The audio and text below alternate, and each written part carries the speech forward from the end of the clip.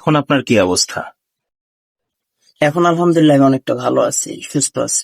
আলহামদুলিল্লাহ। জাদু করার পর দ্রুত ট্রিটমেন্ট না নেওয়ার ফলে তার বাস্তব অবস্থাটা কি তা আমরা দেখবো এখন। দীর্ঘদিনের জাদুর প্রভাবে বর্তমানে সে মানসিক রোগীতে পরিণত হয়েছে। আমাদের সামনে বসে আছে হাফেজ নাঈম। আসসালামু আলাইকুম রহমতুল্লাহ। ওয়ালাইকুম আসসালাম ওয়া রাহমাতুল্লাহ। আমরা জানি নাঈম ভাই কিছুদিন যাবত এই প্রতিষ্ঠানে আছেন। আপনি এর আগেও একটা প্রতিষ্ঠানে ছিলেন। তো এই প্রতিষ্ঠান থেকে আসলে এখানে আসার কারণটা কি, এটা একটু সংক্ষেপে বলবেন। আসসালামু আলাইকুম।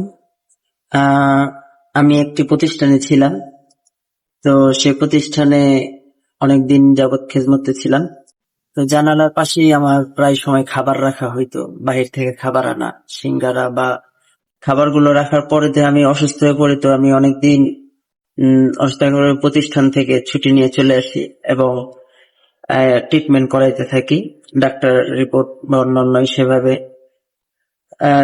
ডাক্তার দেখানোর পরে আমার তেমন কোন খারাপ কোন রিপোর্ট আসে না মোটামুটি।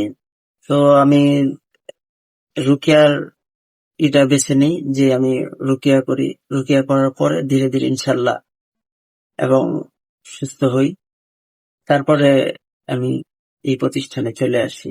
আপনার কাছে কি মনে হয় যারা জিন বা জাদুতে আক্রান্ত হয় তাদেরকে এটা নিয়ে অপেক্ষা করা উচিত নাকি দ্রুত চিকিৎসা নেওয়া উচিত? না, যারা জিন জাতে আক্রান্ত হয় এবং যাদের শরীরে কোন রকম খারাপ কোনো দেখা দেয় না, এবং ডাক্তারের ট্রিটমেন্টের পাশাপাশি রুকিয়াও অবশ্যই জরুরি, একটার সাথে আরেকটা এটা অবশ্যই জরুরি। এই জন্য আমি বলবো যে আপনারা যারাই আক্রান্ত হন কোনো রোগ বা এসে, ডাক্তার ট্রিটমেন্টের সাথে রুকিয়াটাও করবেন।